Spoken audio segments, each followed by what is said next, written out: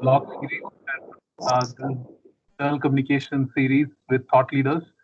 I've done about 31 of them, so it's great to have you on this show. Before we start, it'd be Right. great to introduce yourself to the viewers. Thank you, Anissa, for having me as part of your series. I'm Anurupa Pereira. I work at Applied Materials. In my role, I look after external communications, internal communications.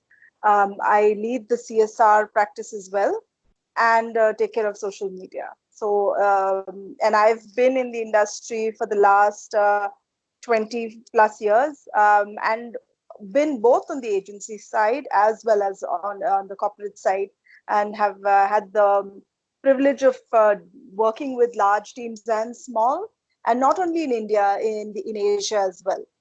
Okay, fantastic. And I know that's a great experience to have both on the agency and client side, so you really understand both the worlds and the challenges and Right, opportunities there. So let me begin by right. asking you, what's your understanding of internal communications? How do you perceive it? What do you think it is? See, Anisu, as an employee, I am both a consumer and a communicator, right? And I think it's a very, very important tool and an important role within an organization. So, as a communicator, to be able to articulate what the organization wants to convey to employees, and to be a voice from the employees to the leadership. I think both as a communicator is very important in internal communications. Fantastic. And if you can give me an example of how does it get practiced in your organization? So how does it get implemented? So what are some of the things which entail internal communication? So the way at Applied we manage internal communications is there are a set of there is a strategy, there are a set of things that we want to communicate to our employees, and it goes from there. Right. And it's communicated at regular intervals. So if there is something pressing, that gets communicated quite often. Mhm. But the strategy and all of the other regular activities get communicated as per our cadence of how we want to communicate. Fantastic. So if you can, is there an example or a campaign or some initiative that you are really proud of that you can share? Where what was the, if you could articulate what was the opportunity, what was the challenge, what was the solution you came up with, and how did it impact employees overall? Actually, there's always more than one. Right. At Applied, we use several tools and technologies to communicate all of the various campaigns that we have. Right. One of the things that has been important, we wanted to communicate, was our values, mission, and behaviors, Mhm. the VMV as we call it. Right. So when I came on board about 3 years ago, one of the things that was tasked to me was to come up with a way to roll the VMV out. It was already rolled out in the phase one, and Okay. to get people to identify with it, how it Right. resonates with employees.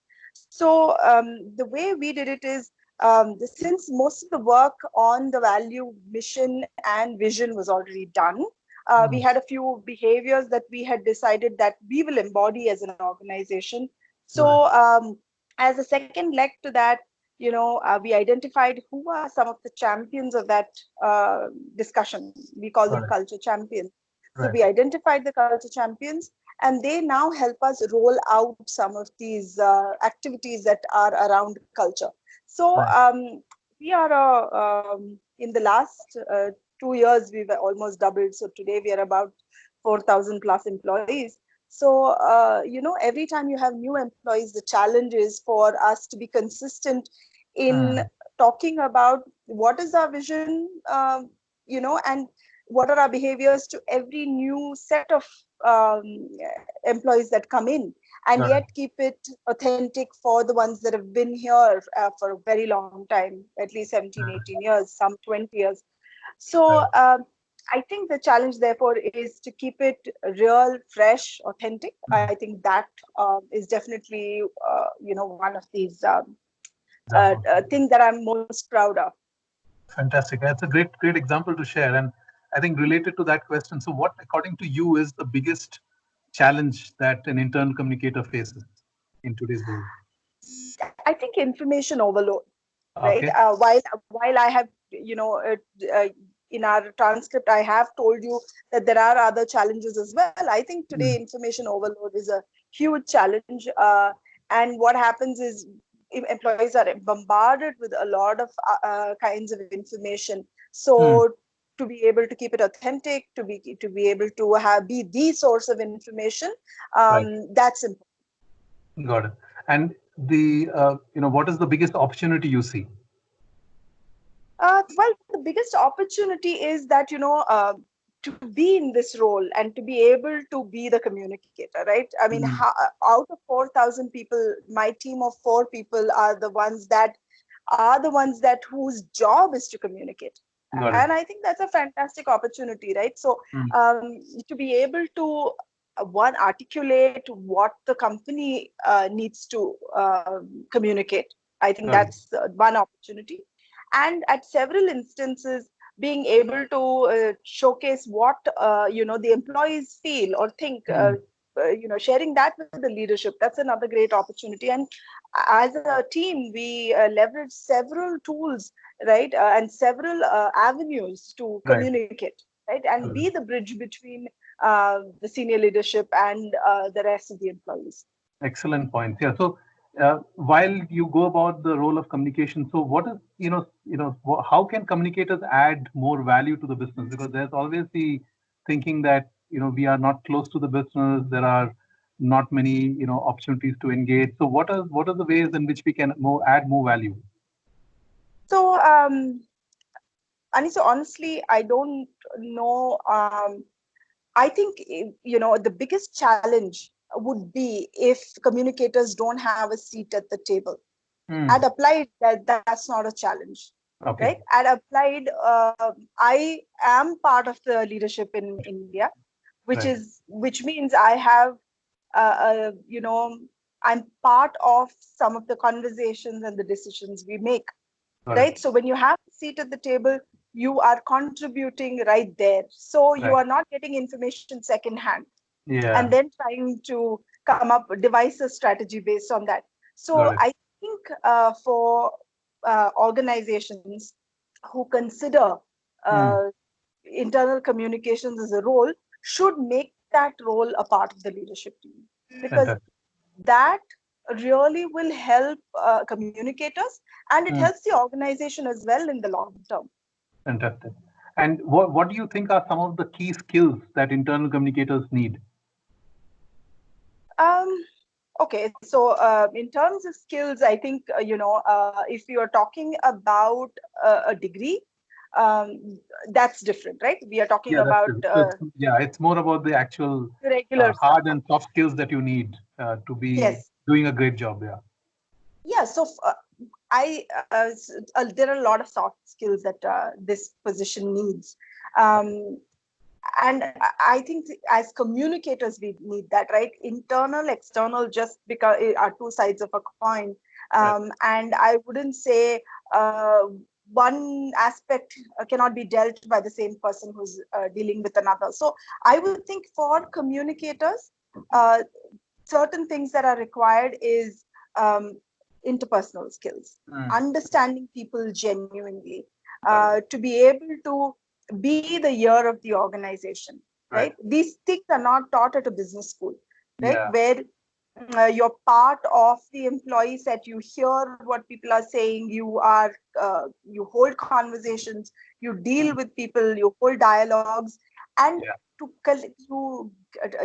get the nuances of what what all these sets of people uh, go through on a day-to-day basis, Mm. and then to be able to distill it and see how is my organization and our set of employees, if there are disconnects, how do we bridge that?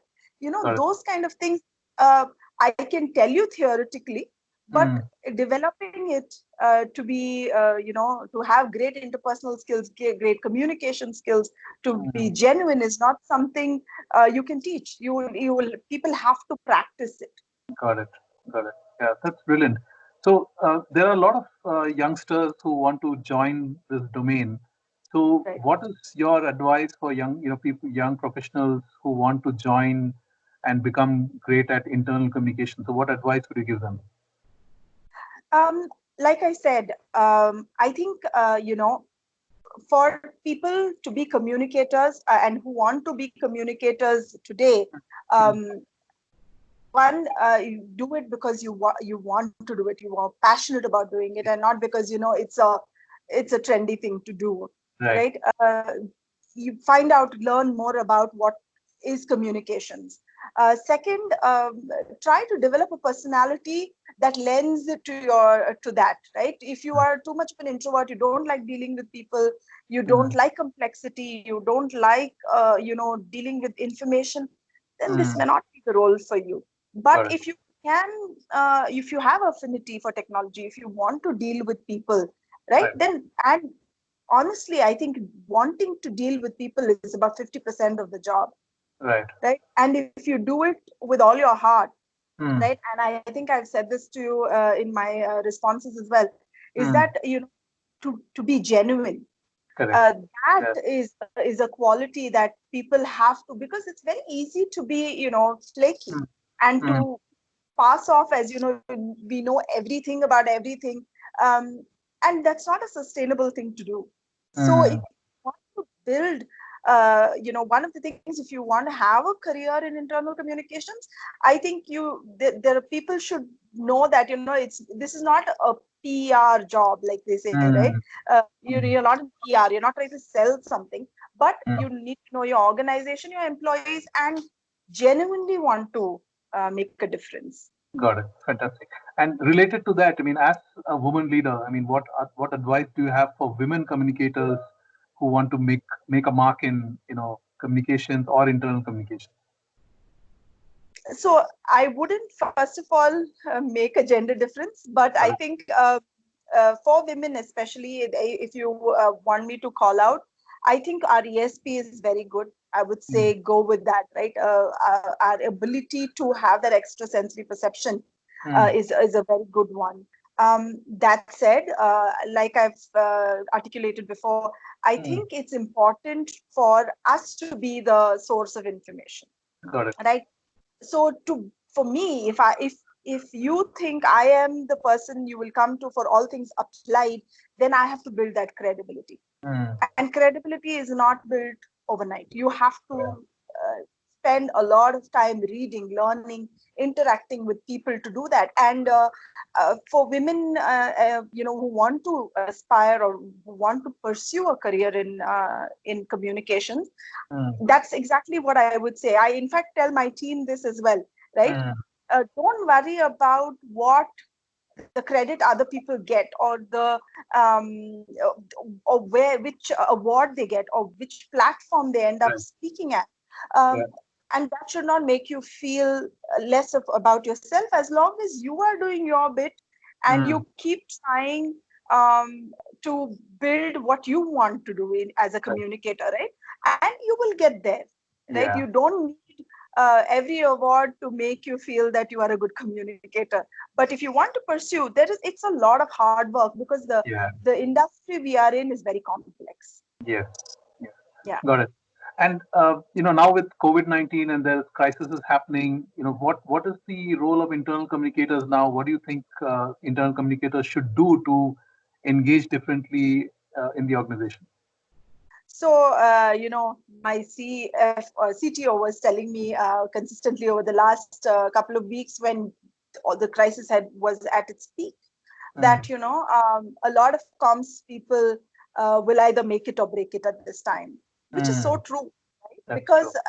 because of the how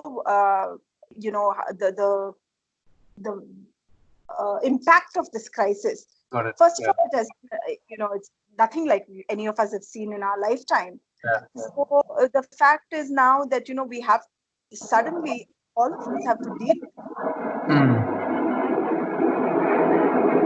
Can you hear me? Okay, there's a plane going overhead, so just hold on. it. Can you hear me now? Is it better? Yeah, Yes, I think better. yeah, you can continue. Yeah. Okay, I thought there was some connection issue. No. When the crisis actually hit, Anisu, one of the things that we were just tracking it, and Applied India was one of the first to look at this issue, because we have offices all over the world, including China.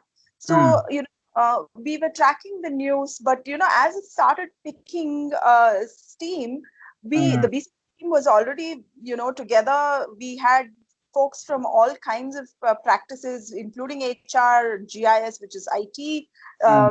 We had security, we had health, we had site ops, and me. We were all, communications was from day one part of those discussions. And I feel, and that's what, if I can tell leaders, one thing, leaders of organizations, is keep communications involved right from the get-go, right? Because we can help because we know. We will be in the know because you're not trying to do catch up later and then try to understand everything, or you're reading news reports to come up with strategies. Here, because we were tracking the news, coming up with scenarios, understanding if an employee were to be positive, what needs to be done, how are we going to manage facilities, all of that. And right from our country president down to me, all of us were involved from day one, right? And to date, we have calls every day to talk about the crisis, what needs to be done, what needs to be communicated to our employees at large. I think that has really helped. And I really hope we don't have a crisis like this again. Right? But it's a huge learning every day. And hats off to our BCP team, who has done a great job working Saturdays, Sundays, keeping everybody in the know on what's going on and how to react or respond to these issues as they come. Fantastic. And what if you were to look back or think about one aspect of internal communication that you'd like to change or do differently, what would that be? Now I have to think about it. One aspect of internal comms, if I want to change or do differently, I mean. I think if there was some way to communicate with employees and find a magic wand to talk to each person, personalize that and talk to each person. I think I would want that, because right now the only way we are communicating is through an app or through emails, and people get fatigued by information. Information overload. Sometimes they are missing the important communication, and are absorbing everything else. So to individualize, to personalize, maybe. Personalization. Okay. And last question to you: what is a trend that you spot in communications or internal communication that stands out for you? Any particular trend? So like I said, one is mobiles, like how I'm talking to you right now using my phone to more than what we would have done many years ago. So I think mobiles are going to have already changed how we live and work. It will continue to do that, and if we are able to use the mobile to do a lot more, maybe an app, maybe calls like this, whatever it is, to communicate, I think that is going to be an important trend in the coming years. And the other is, I think, using employees as advocates of everything that you need to communicate. I think it's going to be quite crucial to any success of an internal comms campaign. Got it. This is brilliant. Thank you so much. I think these are great insights. I'm sure our viewers will love it. So thank you so much for taking the time to do this. And these are fantastic inputs that you've given. Thank you so much. Thank you. Just hold on.